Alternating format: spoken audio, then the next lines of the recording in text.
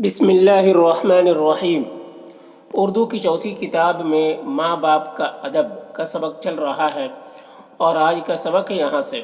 تو چلیے آج کا سبق شروع کرتے ہیں۔ دیکھیے، ماں باپ اپنی اولاد کی بہتری چاہنے اور ان کے ساتھ ماں باپ اپنی اولاد کی بہتری چاہنے، بہتری یعنی بھلائی اچھائی چاہنے اور ان کے ساتھ شفقت و محبت کرنے کے ایسے عادی ہوتے ہیں،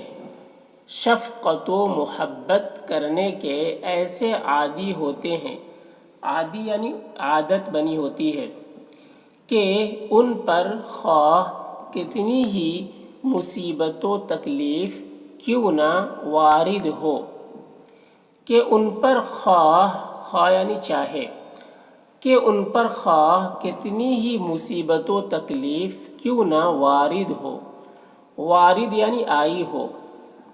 مرتے دم تک ان کی بہتری کا خیال ان کے صفحہ دل سے محو نہیں ہوتا، مرتے دم تک ان کی بہتری کا خیال ان کے صفحہ دل سے، صفحہ دل صفحہ کہتے ہیں پیج کو، یعنی دل، صفحہ دل سے محو نہیں ہوتا، یعنی اس طریقے سے بولتے ہیں جیسے صفحہ ارض زمین کے اوپری حصے کو کہتے ہیں، تو دل کے اوپری حصے کو صفحہ دل سے محو نہیں ہوتا، محو یعنی مٹتا نہیں، ختم نہیں ہوتا، مگر اولاد جب بڑی ہو جاتی ہے، مگر اولاد جب بڑی ہو جاتی ہے اور اس کے بال بچے ہو جاتے ہیں، اور اس کے بال بچے ہو جاتے ہیں تو وہ اپنے بال بچوں کی پرورش میں لگ جاتی ہے، تو وہ اپنے بال بچوں کی پرورش میں لگ جاتی ہے۔ ایسی حالت میں جب کبھی ان کے ماں باپ یا ان میں سے کوئی ایک جو زندہ ایسی حالت میں جب کبھی ان کے ماں باپ یا ان میں سے کوئی ایک جو زندہ ہو اس قدر ضعیف و ناتواں ہو جاتا ہے، اس قدر ضعیف و ناتواں یعنی کمزور لاغر ہو جاتا ہے کہ اس سے دنیا کا کوئی کام نہیں بن پڑتا، کہ اس سے دنیا کا کوئی کام نہیں بن پڑتا، اور بچوں کی طرح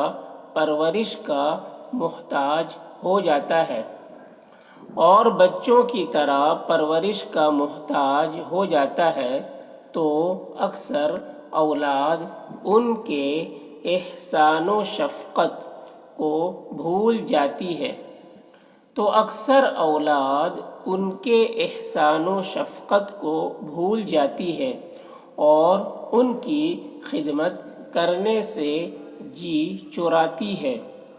اور ان کی خدمت کرنے سے جی چراتی ہے، بلکہ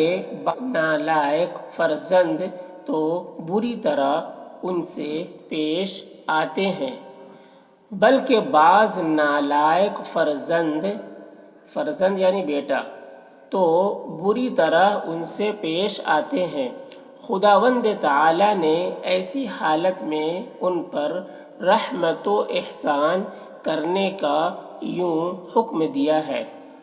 خداوند تعالیٰ نے ایسی حالت میں ان پر رحمت و احسان کرنے کا یوں حکم دیا ہے، اما یبلغن عندک الکبر احدہما او کلاہما فلا تقل لہما اف ولا تنہرہما وقل لہما قولا کریما واخفض لہما جناح الذل من الرحمۃ وقل رب ارحمہما کما ربیانی صغیرا۔ اگر ان میں سے کوئی ایک یا دونوں ہی تیرے سامنے بڑھاپے کو پہنچ جائے، اگر ان میں سے کوئی ایک یا دونوں ہی تیرے سامنے بڑھاپے کو پہنچ جائیں تو انہیں اف تک بھی نہ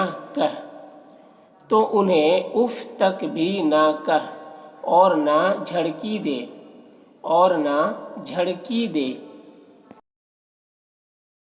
ان کے سامنے ادب و تعظیم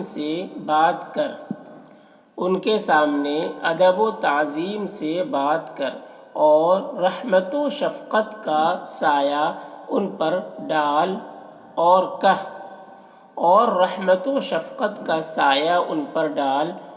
کہہ